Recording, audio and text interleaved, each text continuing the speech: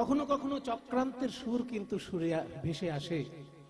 যেমন গৌরাঙ্গ মহাপ্রভুর জন্মস্থান নিয়ে একটা বিতর্ক তৈরি হয়েছে বৈষ্ণব জগতে, সেইভাবে যেন নিত্যানন্দ প্রভুর জন্মস্থান নিয়ে কোনো বিতর্ক তৈরি না হয়, এই জন্য সমস্ত সম্প্রদায়ের বৈষ্ণবের শ্রীচরণে আমার ব্যাকুল প্রার্থনা। মঠ মন্দির নিশ্চয়ই করব আমরা সবাই, বিভিন্ন সম্প্রদায়ের লোক নিতাই চাঁদের চরণে প্রণাম করতে আসবেন, বৈষ্ণব কেন অবৈষ্ণবও আসবেন। কারণ প্রভু নিত্যানন্দ শুধুমাত্র বৈষ্ণবের প্রভু তা নয়, তিনি অবৈষ্ণবেরও প্রভু। তিনি যে শুধু আস্তিকের প্রভু তা নয়, তিনি নাস্তিকেরও প্রভু।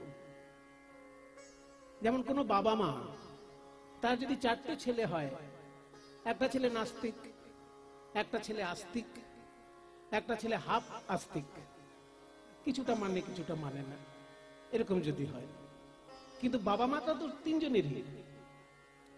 যে নাস্তিক তারও বাবা মা যিনি, যে আস্তিক সেই ভাইয়েরও বাবা মা তিনি, যিনি অর্ধ নাস্তিক তারও বাবা মা তিনি।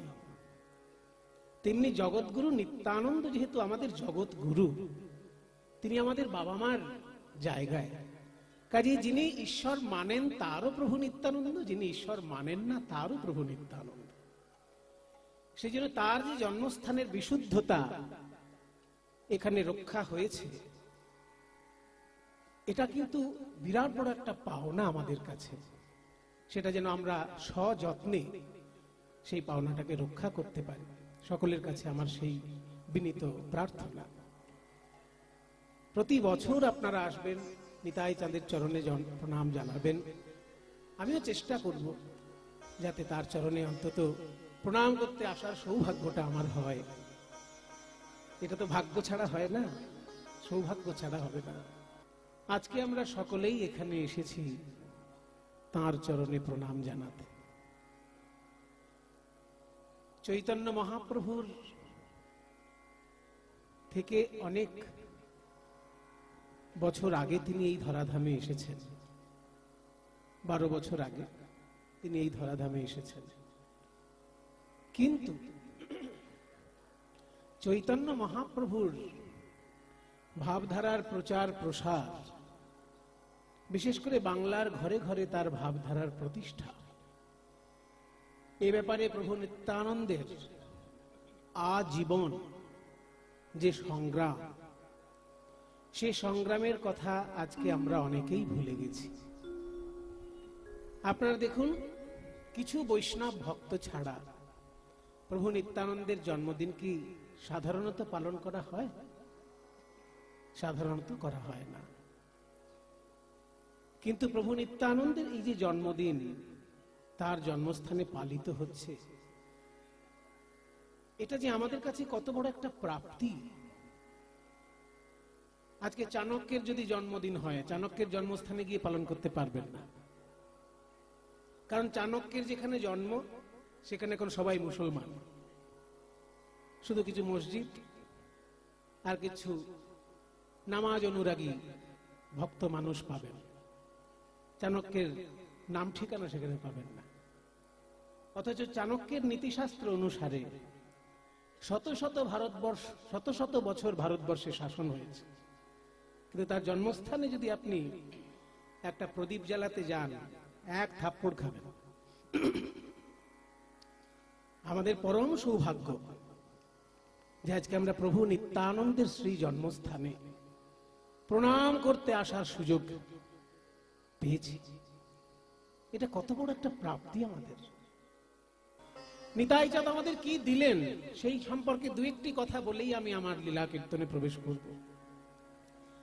গৌরাঙ্গ মহাপ্রভুর সান্নিধ্য যারা পেয়েছেন তাদের মধ্যে অনেকে কিন্তু আঘাতও পেয়েছেন, কিন্তু নিত্যানন্দের সান্নিধ্য যারা পেয়েছেন তাদের মধ্যে কেউ আঘাত পেয়েছেন এইরকম কিন্তু ইতিহাস অন্তত শোনা যায় না। কারা গৌরাঙ্গ মহাপ্রভুর সান্নিধ্য পেয়ে আঘাত পেয়েছেন সেরকম আমি একটা লিস্ট ধরিয়ে দিতে পারি। লিস্টের মধ্যে 1 নম্বরে নাম থাকবে ছোট হরিদাস। ছোট হরিদাস, আপনারা হরিদাস নাম শুনেছেন, যিনি 3 লক্ষ নাম জপ করতেন, তাকে বলা হয় বড় হরিদাস। তিনি ছাড়াও দ্বিজ হরিদাস বলে আরেকজন ছিলেন, তিনি ছাড়াও ছোট হরিদাস বলে একজন ছিলেন। তিনি একবার মহাপ্রভুর উদ্দেশ্যে ভিক্ষা করতে গিয়ে এক বিধবা রমণীর কাছ থেকে ভিক্ষা এনেছিলেন। এটা আমাদের মতন সাধারণ লোকের কাছে খুব সামান্য একটা ঘটনা, যে মহাপ্রভুর সেবার জন্য ভিক্ষা করতে গেছে, তো ভিক্ষাটা তো যার তার কাছ থেকেই আনতে পারে। ভিক্ষার সময় তো বেছে দেওয়া নেই যে অমুকের কাছে ভিক্ষা চলবে, অমুকের কাছে ভিক্ষা চলবে না।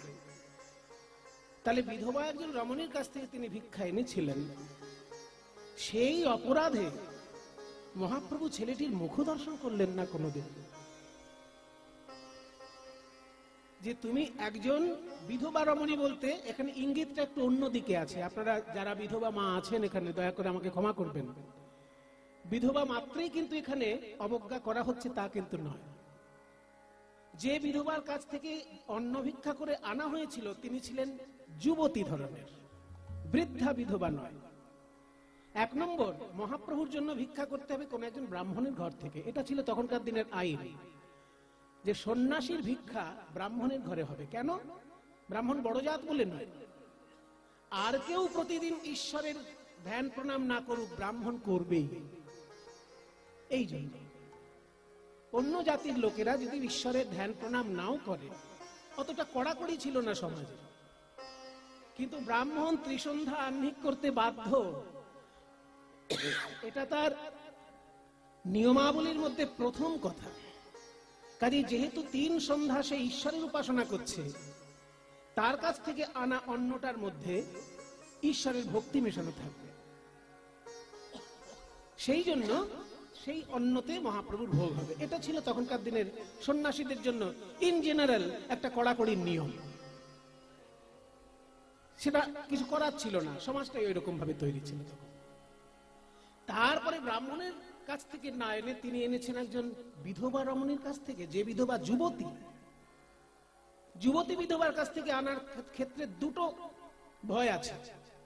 এক নম্বর, যদি কোনোদিন কেউ আঙুল তোলে যে চৈতন্য মহাপ্রভু একজন যুবক সন্ন্যাসী আর একজন যুবতী বিধবার কাছ থেকে ভিক্ষা আনছে, তাহলে কি তলে তলে কিছু চলছে নাকি?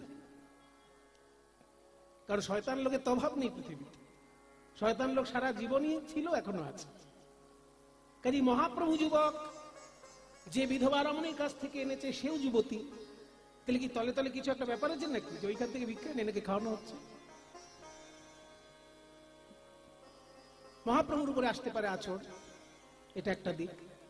আর একটা দিক, যেহেতু ছোট হরিদাস ব্রহ্মচারী, সে ব্রহ্মচর্য অবলম্বন করছে, সে একজন যুবতী রমণীর কাছ থেকে ভিক্ষা যদি আনে, সেখানেও তো আঙুল উঠবে।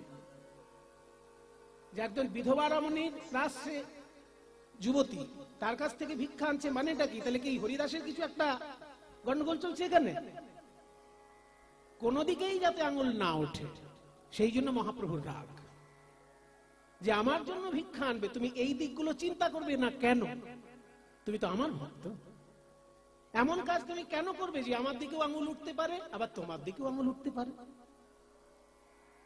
তাই যুবতী বিধবা রমণীর কাছ থেকে ভিক্ষা এনেছিল বলে ছোট হরিদাসের মুখ দর্শন করলেন না তিনি। আপনারা শুনলে অবাক হয়ে যাবেন যে চৈতন্য মহাপ্রভু গান বাজনার খুব ভক্ত ছিলেন। তিনি নিজে গান করতেন আর মন দিয়ে গান শুনতেন। চরিতামৃতে লেখা আছে পরিষ্কার, চণ্ডীদাস বিদ্যাপতি রায়ের নাটকগীতি কর্ণামৃত শ্রীগীত গোবিন্দ স্বরূপ রামানন্দ শোনে মহাপ্রভু রাত্রি দিনে গায়ে শোনে পরম আনন্দ। শুধু এমন নয় যে শোনে, কিছু কিছু লোক আছে গান বাজনা নিজে গাইতে পারে না কিন্তু শোনে, কিন্তু মহাপ্রভু নিজে গাইতেন এবং শুনতেন। কি শুনতেন? চণ্ডীদাসের পদ, বিদ্যাপতির পদ, জয়দেবের পদ, রামানন্দ রায়ের নাটকের গান, আর কৃষ্ণ কর্ণামৃত মানে বিল্লমঙ্গল ঠাকুরের লেখা শ্রীকৃষ্ণ কর্ণামৃত। মধুরম মধুরম বপুরস্য বিভো মধুরম মধুরম বদনম মধুরম মধুরম বপুরস্য বিভো মধুরম মধুরম বদনম মধুগন্ধি মৃদু স্মিতমেতদহো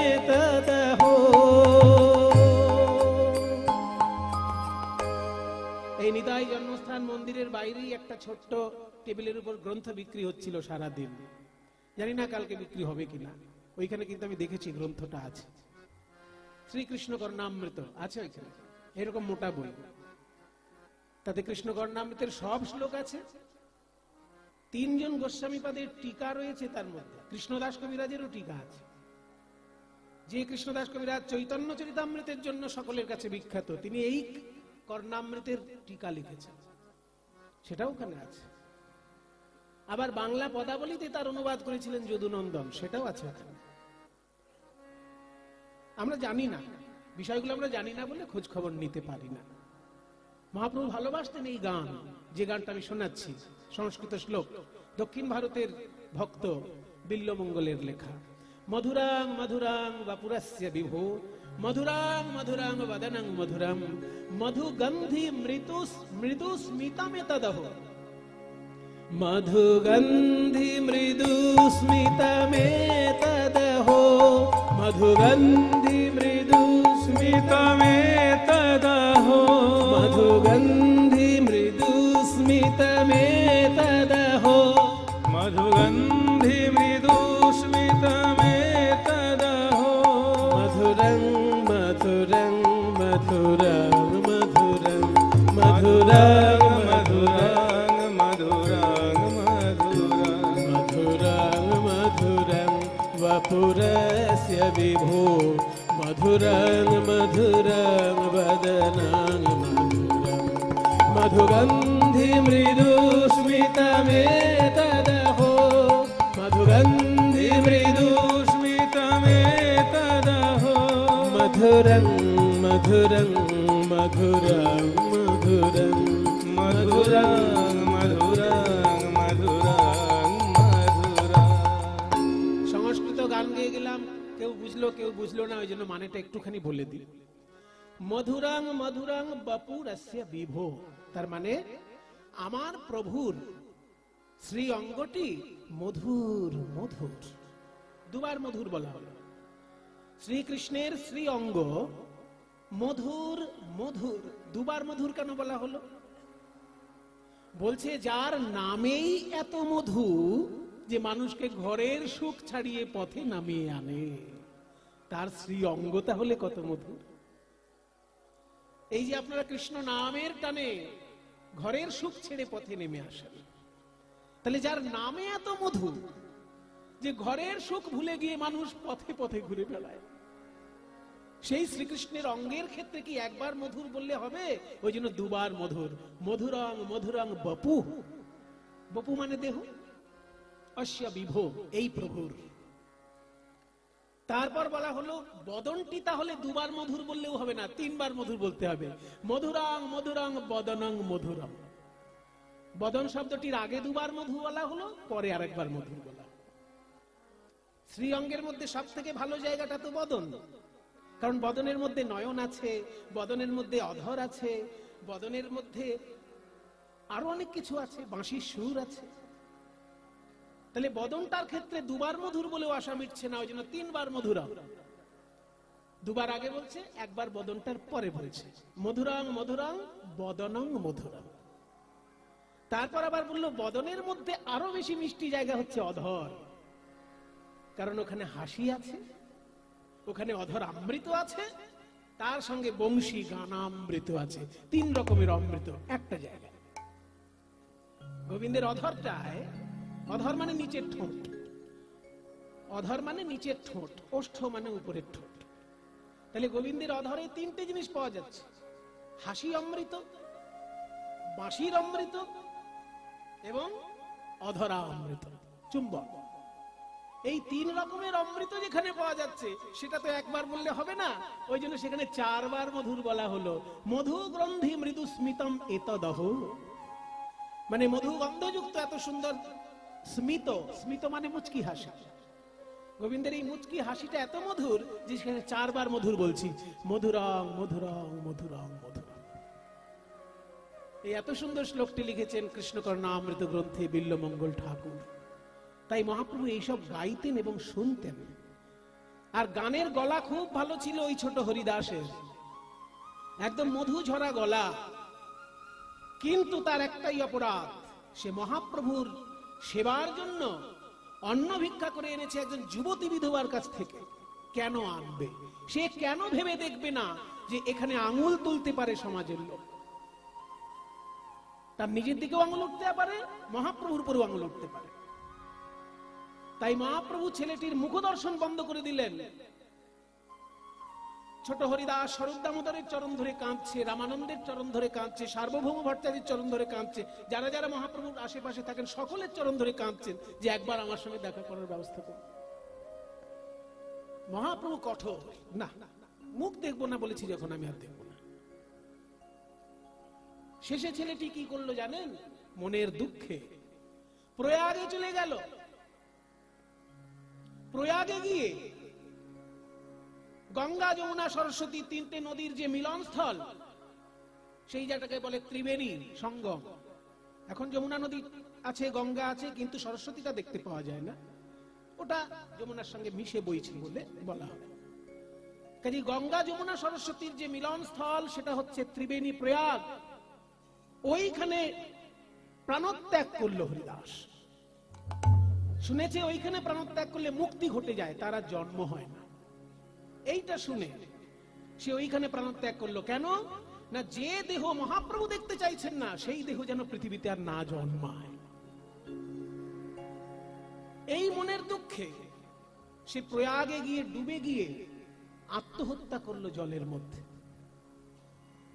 কিছুদিন পরে পুরীধামে হঠাৎ বাতাসে ভেসে আসছে ছোট হরিদাসের কণ্ঠস্বর। কাউকে দেখা যাচ্ছে না, অথচ গান হচ্ছে। সবাই চমকে উঠছে গান শুনে। চেনা কণ্ঠ, কিন্তু তাকে তো দেখা যাচ্ছে না। কেউ কেউ কানাঘুষো শুনে ফেলেছে যে হরিদাস মারা গেছে প্রয়াগে।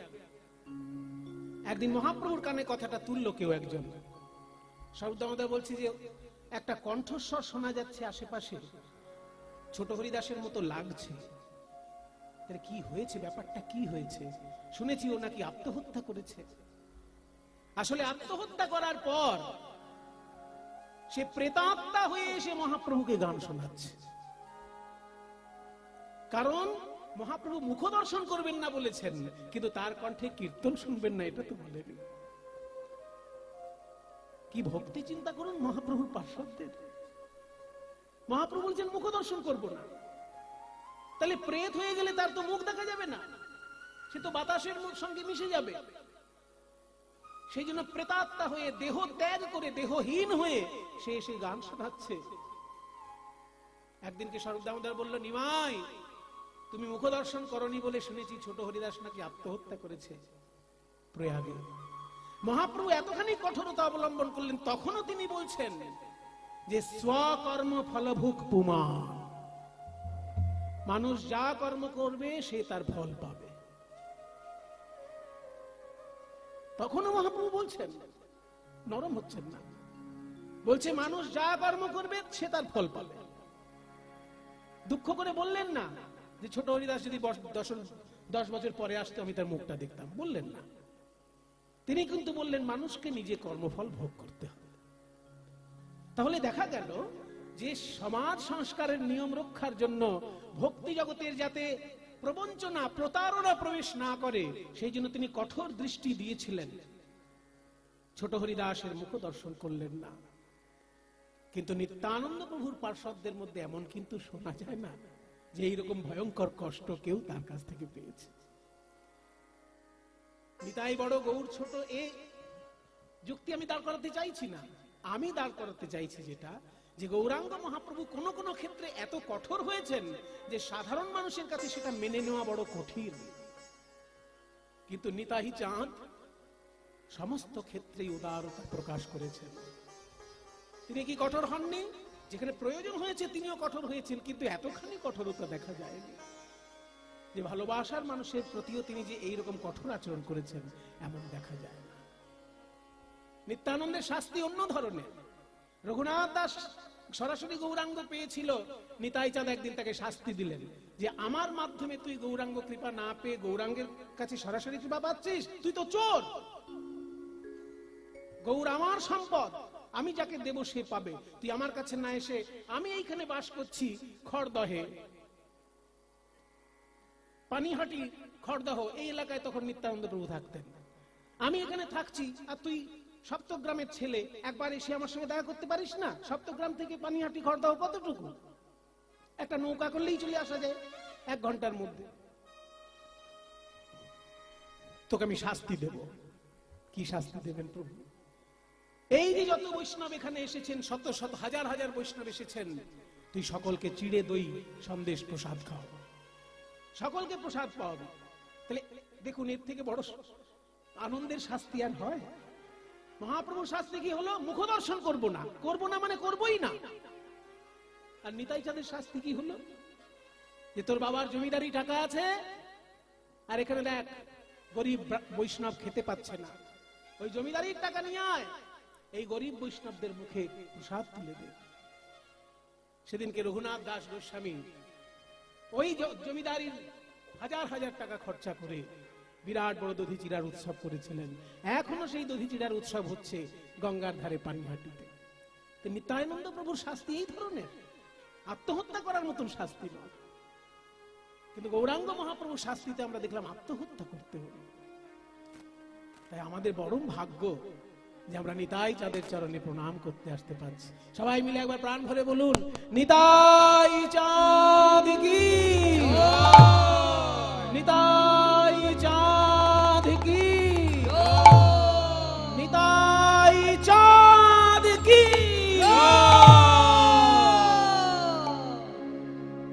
আজকে নিত্যানন্দ প্রভু নয়ন ভরে দর্শন করছেন গৌর সুন্দরের পূর্বলীলার ভাব। মহাপ্রভু আজকে পূর্বলীলার ভাবে ভাবিত হয়ে এমন একটি কাজ করছেন যেটা দেখে তার অনুরাগী ভক্তগণ কেউ কেউ বুঝতে পারছে না, আর কেউ কেউ চুপি চুপি হাসাহাসি করছে। কি এমন কাজ করছেন মহাপ্রভু যে চুপি চুপি হাসছে কেউ কেউ? সমরি পুরাবলীলা শ্রী গৌরাঙ্গ রায় মুরলী শব্দ করি বদন বাজায়। মজার ব্যাপারটা দেখুন, মুরলী শব্দ করি মানে বাঁশির আওয়াজ করে, তাই তো? মুরলী মানে বাঁশি, শব্দ মানে আওয়াজ। তাহলে মুরলী শব্দ করি বাঁশির সুরে বদন বাজায়, অর্থাৎ বদন থেকে বাঁশির সুর বার করছে। হ্যাঁ গো, বদন থেকে যদি কেউ বাঁশির সুর বার করে সেটাকে কি বলা হয়? দেখবেন সিনেমা হলের আশেপাশে ছেলেরা, এখন তো সিনেমা হল নেই, এখন ওই কলেজের ইউনিভার্সিটির গেটের সামনে যেসব জায়গায় বাজে কলেজ, আর কি খুব উন্নত মানের কলেজে এসব হয় না, কিন্তু যেগুলো বাজে জায়গা, সেখানে ইয়ং ছেলে ইয়ং মেয়েকে দেখলে পারে মুখ থেকে একটা আওয়াজ বার করলো, বাঁশির আওয়াজ। ওটা কি বলে? শীষ বাঁশিটি। মহাপ্রভু আজকে মুখ থেকে বাঁশির আওয়াজ করছেন, এটা কি খুব ভালো দেখাচ্ছে? আমাকে আপনারা মারধর করতে পারেন কথাটা শুনে, কিন্তু যিনি লিখেছেন এই গানটা তাকে এখন কোথায় খুঁজে পাবেন মারার জন্য? এটা তো পদকর্তার পদ, আমি কি করব? যা লেখা আছে আমি তাই গাইছি। মুরলী শব্দ করি, মুরলী শব্দ করি, মহাপ্রভু আমার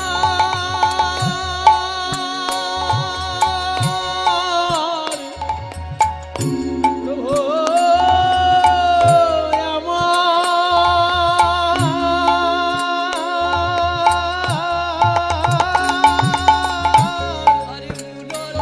শব্দ করি, মুরলী শব্দ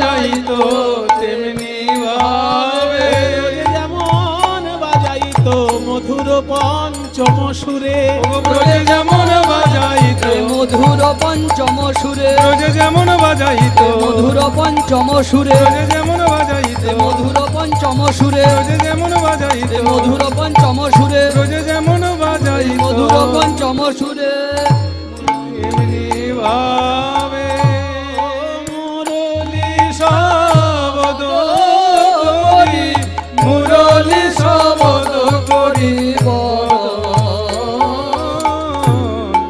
বদন বাজায় শবদ করি মুরলি শবদ করি বদন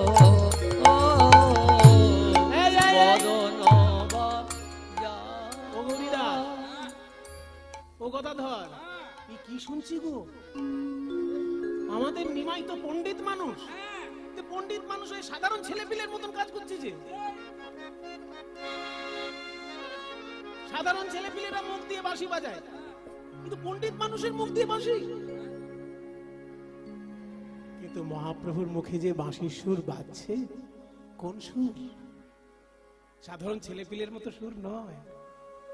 ভজ শ্রীকৃষ্ণ, কহ শ্রীকৃষ্ণ, কহ শ্রীকৃষ্ণের নাম রে। ভজ শ্রীকৃষ্ণ, কহ শ্রীকৃষ্ণ, লহ শ্রীকৃষ্ণের নাম রে। ভজ শ্রীকৃষ্ণ, কহ শ্রীকৃষ্ণ, লহ শ্রীকৃষ্ণের নাম রে। ভজ শ্রীকৃষ্ণ, লহ শ্রীকৃষ্ণ, লহ শ্রীকৃষ্ণের নাম রে। যে জনা শ্রীকৃষ্ণ ভজে, সে হয় আমার প্রাণ রে। যে জনা শ্রীকৃষ্ণ ভজে, সে হয় আমার প্রাণ রে। একবার দিন গেলে হা শ্রীকৃষ্ণ, যে বলে একবার রে। দিন গেলে কৃষ্ণ বলে একবার রে, সে জন আমার হয়। ওই তার রে। যে জনা আমি হই তার রে। আরে আমি হই তার রে। আরে আমি হই তার এ আমি হই তার রে।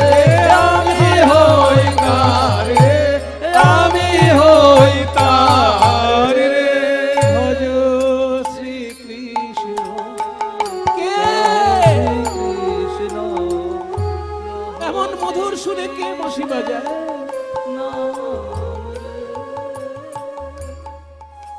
গদাধর পণ্ডিত অবাক হয়ে গেলেন বাঁশি সুরে। আমার তো মনে হচ্ছে পূর্বজন্মে বোধহয় এই সুর আমি শুনেছি। এমন সুর তো পৃথিবীতে কারোর দ্বারা বাজানো সম্ভব নয়। কে বাজাচ্ছে গো? আমাদের নিমাই। হ্যাঁ, ও তো মুখ দিয়ে কি সুন্দর কীর্তনের সুর তৈরি করে। ও তো কঠিন কঠিন সংস্কৃত শ্লোককে জলের মতো বুঝিয়ে দেয়। আবার তার মুখ থেকে এত সুন্দর বাঁশির সুর। শুনিয়া মুরলি, শুনিয়া মুরলি, শুনিয়া মুরলি ধ্বনি গদাধর, প্রিয় গদাধর আইলো। শুনিয়া শুনিয়া মুরলি রব গদা, গদাধর আইলো।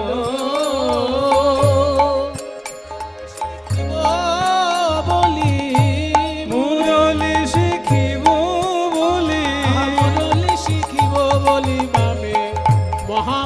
গৌর বামে দাঁড়াইল, মুরলি শিখিব বলি, মুরলি শিখিব বলি বামে বামে দাঁড়াইল। শিখায়ে দাও হে আমায় শিখায়ে দাও হে, হে প্রাণের গৌর হরি শিখায়ে দাও হে, ও হে প্রাণের গৌর হরি শিখায়ে দাও হে। কেমন করে বাজাও বাঁশি দাও হে, কেমন করে বাজাও বাজাবাসি শিখায়ে দাও হে। কেমন করে বাজাও বাঁশি, ও হে প্রাণের গৌর শশী, কেমন করে বাজাও বাসি, ও হে প্রাণের গৌর শশী, কেমন করে বাজাও বাসি, ও হে প্রাণের গৌর শশী, কেমন করে বাজাও বাসি, ও হে প্রাণের গৌর শশী, কেমন গৌর হে গৌর হে গৌর হে গৌর হে গৌর হে গৌর হে গৌর হে। গদাধর এসে বলছে নিমাই, পণ্ডিত মানুষ হয়ে তুমি এত সুন্দর বাঁশির সুর কি করে করলে? খালি মুখে বাঁশি না নিয়ে আমাকে একটু শিখিয়ে দাও নিমাই। গৌর সুন্দর বলছেন, গদাধর বাঁশি শিখবো বললেই কি বাঁশি শেখানো যায়? শেখার আগে আদব কায়দা শিখতে হয়। এই যে মনে করুন আপনাকে যদি কেউ বলে, কৃষ্ণদা আপনার ভালো নাম? আহা, কৃষ্ণ গোপাল মুখোপাধ্যায়। তাহলে আপনার বাজনা শুনে আমি খুব খুশি হয়েছি, দয়া করে আমাকে একটু খোল বাজনা শিখিয়ে দেবে? বললেই শিখিয়ে দেবে নাকি? মনে করুন যে ছেলেটা জীবনে ধুতি পরতে জানে না, সেই ছোটবেলা থেকে বড়বেলা পর্যন্ত শুধু জিন্সের প্যান্ট পরেছে, জীবনে ধুতি পরেনি, আর একটা টি শার্ট পরে মাথায় একটা টুপি দিয়ে চোখে কালো চশমা দিয়ে এসে কৃষ্ণদাকে বলছে, দাদা আপনার খোল বাজানোটা ঢোল বাজানোটা খুব সুন্দর হয়েছে, আমাকে একটু শিখিয়ে দিন না, দারুণ ঢোল বাজাচ্ছে না। তখন কৃষ্ণদা কি বলবে? আগে ঢোল না বলে খোল বলতে শেখো, বলবে না? কিন্তু শব্দটাই জানো না, এটা ঢোল নয়। ঢোল কবি গানে বাজে, সেটা বাংলার ঢোল। আর একটা ঢোল আছে উত্তর ভারতে হিন্দি ভজনে বাজে, সেটা উত্তর ভারতীয় ঢোল। আগে ঢোল কাকে বলে, খোল কাকে বলে, তবলা কাকে বলে আগে শেখো, জানো আগে। তারপরে এই জিন্সের প্যান্ট পরে যদি খোল বাজাও, ভক্ত সমাজ হাসাহাসি করবে তোমাকে নিয়ে। আগে ধুতি পরা শেখো। জীবনে প্রথম ধুতি পরে যদি খোল নিয়ে নাচানাচি করতে যাও, ধুতির কাঁচা টাচা খুলে একাকার হয়ে যাবে আসলে। হ্যাঁ, পায়ে ধুতি আটকে পড়ে যাবে। সেই জন্য আগে ধুতি পরা শেখো, তারপরে মুখে বোল বলা শেখো, তাই না? ধোকেটা ধেরে কেটা দাইয়া ধরে কেটা দা কেটা ধরে কেটা দাইয়া ধরে কেটা, এগুলো বলতে আমাদের জিভের জিভের তবে বলা শেখো, ধুতি পাঞ্জাবি পরা শেখো, তবে তো তোমাকে খোল শেখাবো। আগেই খোল শিখতে আসবে, শিখিয়ে দেবো। তাহলে আমি কি করব নিমাই? এই বাঁশি মুখ থেকে বাজাতে গেলে আমাকে কি কি করতে হবে? আগে দাঁড়াতে শেখো, আগে দাঁড়াতে শেখো, দাঁড়াতে শেখো, আগে দাঁড়াতে শেখো, ত্রিভঙ্গ বঙ্কিম ঠামে দাঁড়াতে শেখো, ওগো ত্রিভঙ্গ বঙ্কিম ঠামে দাঁড়াতে শেখো। ত্রিভঙ্গ দাঁড়া বঙ্কিম, দাঁড়া, কি কি বললে শব্দগুলো বোঝা যাচ্ছে না। কি ভঙ্গ টঙ্গ কি সব বলছে? ত্রিভঙ্গ, ও ত্রিভঙ্গ। বঙ্কিম, হ্যাঁ, ও বঙ্কিম মানে বাঁকা, ত্রিভঙ্গ মানে তিনটে জায়গা ভাঙা, ভাঙা নয় বাঁকা। বাঁকা। ঠ্যাং ভাঙা হাত ভাঙা হলে সে কি করে বাঁশি বাজাবে? ওখানে ভাঙা মানে তিন জায়গায় ভাঙা নয়, তিন জায়গায় বাঁকা।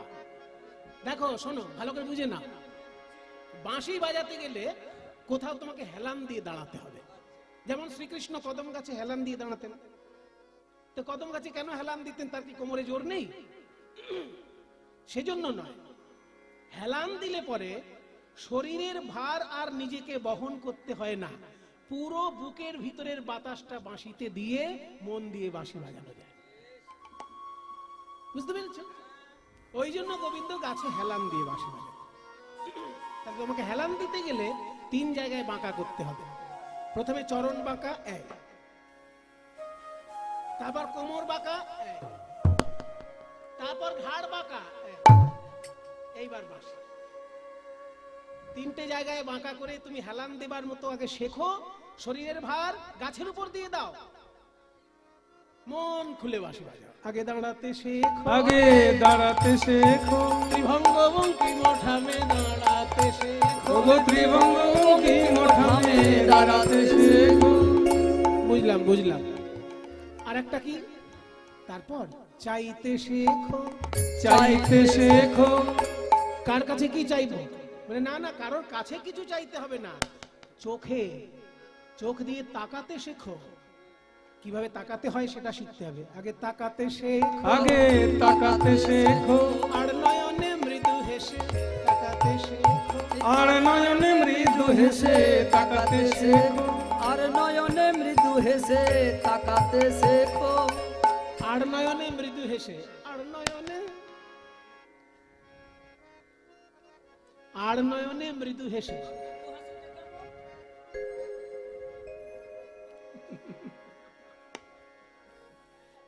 আর নয়নে মৃদু কেন তাকাবো? এই দাঁড়াও, আমার ব্যাপারগুলো মাথায় ঢুকছে না। বসো বসো তো, কিছুই মাথায় ঢুকছে না। বাঁশি বাজাবো মশাই, বাঁশি বাজাবো, আর চোখে তাকানোর কি দরকার? তার জন্য বলছে দরকার আছে, বুঝে নাও। মনে করো তুমি এমন ভাবে বাঁশি বাজাচ্ছ, সামনে খুব কঠিন রাগ রাগিনী বাজাচ্ছ, কিন্তু সামনে যে কটা শ্রোতা বসেছে তারা কঠিন রাগ রাগিনীর কিচ্ছু বোঝে না, অথচ আড়ালে এমন একজন বসেছে, এই যে কাকাজির মতো।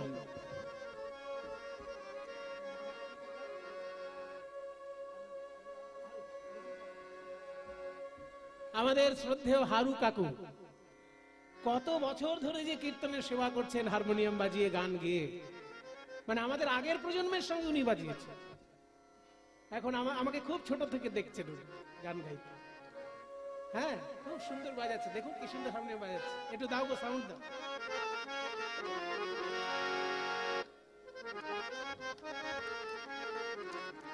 দেখুন কত বয়স, কিন্তু সুরের সেন্স একটু নয়, কত সুন্দর হারমোনিয়াম বাজাচ্ছে। তাহলে এই যে কাকাবাবু এত সুন্দর বাঁশি হারমোনিয়াম বাজাচ্ছেন, কত বাঁশি বাক্সের মধ্যে বাঁশি বাজছে।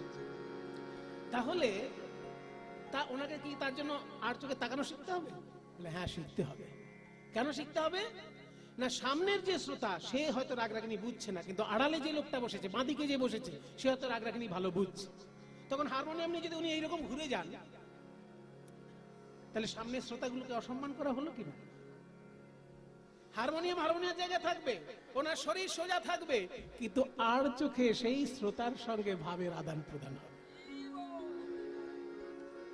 রসিক শ্রোতা যদি বাঁদিকে থাকে, আর চোখে তার সঙ্গে ভাবের আদান প্রদান হবে, এখানে সুন্দর বাজবে, ওইদিকে তাকাচ্ছে। তেমনি শ্রোতা যদি এদিকে বসে, বাজবে এরকম, কিন্তু ডান দিকে শ্রোতার সঙ্গে নয়নে নয়নে ভাবের আদান প্রদান। ওই জন্য চাইতে শেখো, আগে চাইতে শেখো, আর নয়নে মৃদু হেসে চাইতে শেখো, আর নয়নে মৃদু হেসে চাইতে শেখো, আর নয়নে মৃদু হেসে বাঁশির সুরে মন ভোলাতে, আর নয়নে মৃদু হেসে বাঁশির সুরে মন ভোলাতে, বাঁশির সুরে মন ভোলাতে, আর নয়নে মৃদু হেসে সুরে মন ভোলাতে, আর নয়নে মৃদু হেসে বাঁশির সুরে মন ভোলাতে, আর নয়নে মৃদু হেসে বাঁশির সুরে মন ভোলাতে চাইতে শেখো। আচ্ছা, আমি তো এত কিছু জানতাম না নিমাই, আমি ভেবেছিলাম বাঁশিটা শিখে নেবো চট করে, কিন্তু তুমি যা বলছো সে তোমার অনেকদিন অভ্যাস করতে হবে। আগে ত্রিভঙ্গ দাঁড়াতে হয় কিরকম সেটা অভ্যাস করতে হবে, পড়ে যাতে না যাই, তারপর আবার আর চোখে তাকিয়ে ভাবের আদান প্রদান শিখতে হবে। তা নিমাই, তুমি আমাকে শেখাবে তো? নিশ্চয়ই শেখাবো গদাধর। তা শুনিয়া গদাধর, গদাধর কহে প্রভু সেবা নাগরালি, নাগরালি কি প্রকার। শোনো, বলছে আগে শেখো নাগরালি, পরে শেখো বাঁশি। গদাধরের কথা শুনি প্রভু কহে হাসি হাসি, আগে শেখো নাগরালি, মানে আর নয়নে তাকানো শেখো, ত্রিভঙ্গ ঠামে দাঁড়ানো শেখো, তারপর শেখো বাঁশি। গদাধর কহে কহে প্রভু সেবা কি প্রকার, আরে বংশী কহে নয়ন নয়ন বাঁকা,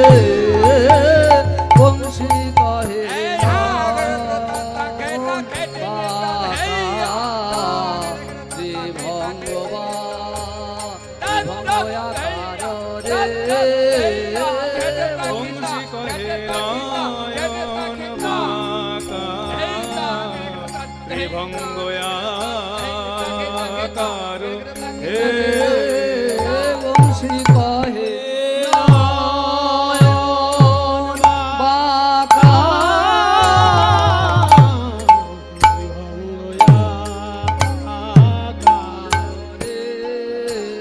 বংশী কহে বাঁকা ত্রিভঙ্গয়া বংশী কহে নয়ন বংশী কহে বংশী কহে নয়ন বাঁকা ত্রিভঙ্গয়া বংশী কহে বংশী কহে নয়ন বাঁকা ত্রিভঙ্গয়া বংশী কহে নয়ন বাঁকা ত্রিভঙ্গয়া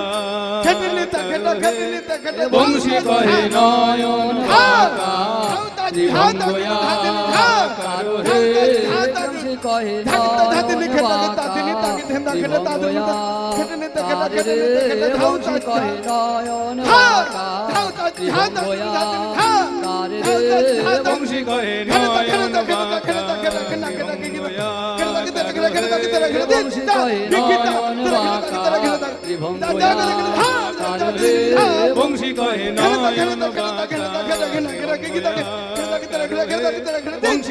নয়ন বাঁকা ত্রিভঙ্গয়া কার রে বংশী কহে নয়ন বাঁকা ত্রিভঙ্গয়া আকার হে বংশী কহে নয়ন বাঁকা ত্রিভঙ্গয়া কার রে বংশী কহে নয়ন বাঁকা বংশী কহে নয়ন বাঁকা ত্রিভঙ্গয়া কার রে বংশী কহে নয়ন বাঁকা ত্রিভঙ্গয়া কার রে বংশী কহে নয়ন বাঁকা ত্রিভঙ্গয়া বংশী কহে বংশী কহে নয়ন বাঁকা ত্রিভঙ্গয়া বংশী কহে নয়ন বাঁকা ত্রিভঙ্গয়া কার রে বংশী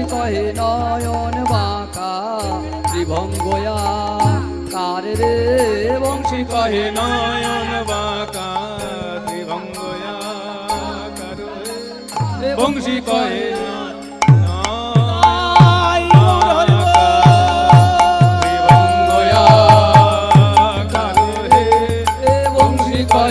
নয়ন বাঁকা ত্রিভঙ্গয়া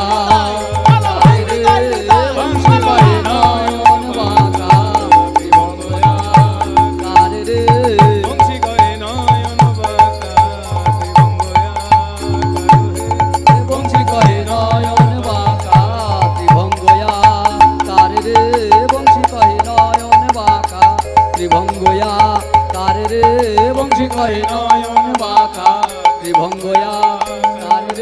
বংশী কহে নয়ন বাঁকা ত্রিভঙ্গয়া কারোহে বংশী কহে নয়ন বাঁকা ত্রিভঙ্গয়া কারোহে বংশী কহে নয়ন বাঁকা ত্রিভঙ্গয়া কার রে কহে নয়ন বাঁকা ত্রিভঙ্গয়া কারোহে বংশী কহে নয়ন বাঁকা ত্রিভঙ্গয়া কার রে বংশী কহে নয়ন বাঁকা ত্রিভঙ্গয়া কারোহে বংশী কহে নয়ন বাঁকা ত্রিভঙ্গয়া কারোহে বংশী কহে নয়ন বাঁকা ত্রিভঙ্গয়া কারোহে বংশী কহে নয়ন বাঁকা ত্রিভঙ্গয়া কারোহে বংশী কহে নয়ন বাঁকা ত্রিভঙ্গয়া কারোহে বংশী কহে নয়ন বাঁকা ত্রিভঙ্গয়া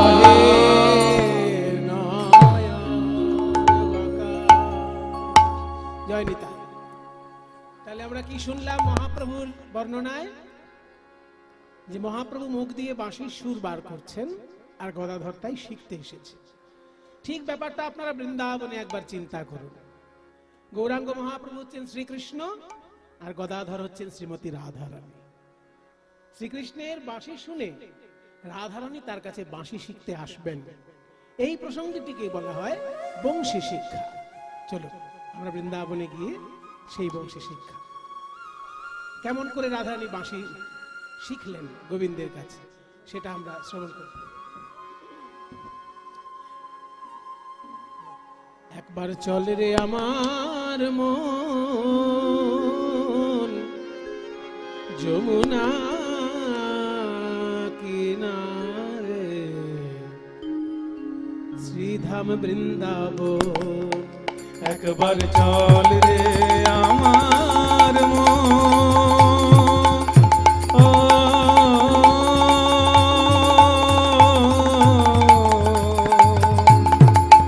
একবার চল রে আমার মন,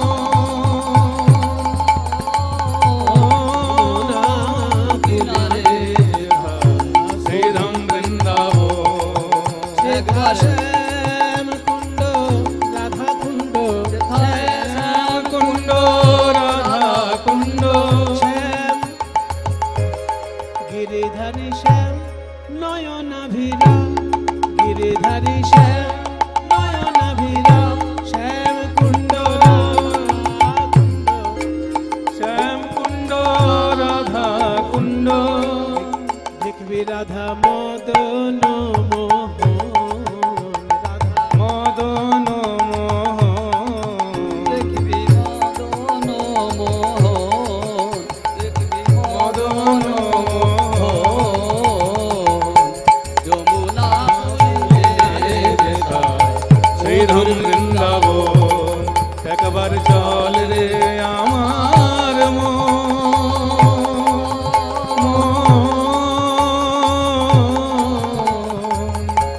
যমুনা কুলে যেথায় শ্রীধাম বৃন্দাবন।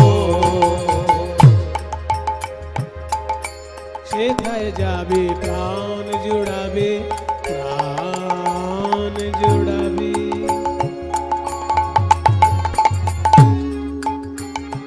রাধা শ্যামে দেখতে পাবি, সেথায় গেলে গেলে প্রাণ জুড়াবি, রাধা শ্যামে দেখতে পাবি। তলায় দাঁড়াইয়ে আছে, কদম তলায় দাঁড়ায় আছে, কদম তলায়, কদম তলায় দাঁড়াইয়ে আছে, কদম তলায় দাঁড়াইয়ে আছে আমার মদন মোহন, কদম তলায় দাঁড়ায় আছে মদন মোহন। আর চল রে আমার মন না কিনারে, যাবো চলো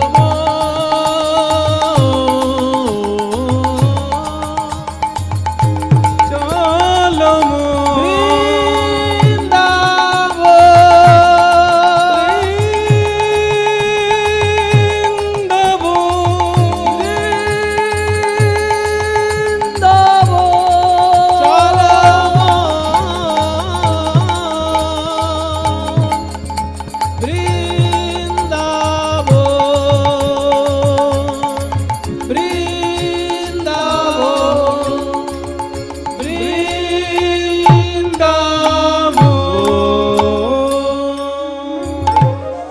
সবাই বলো বৃন্দাবন ধাম কি, জয়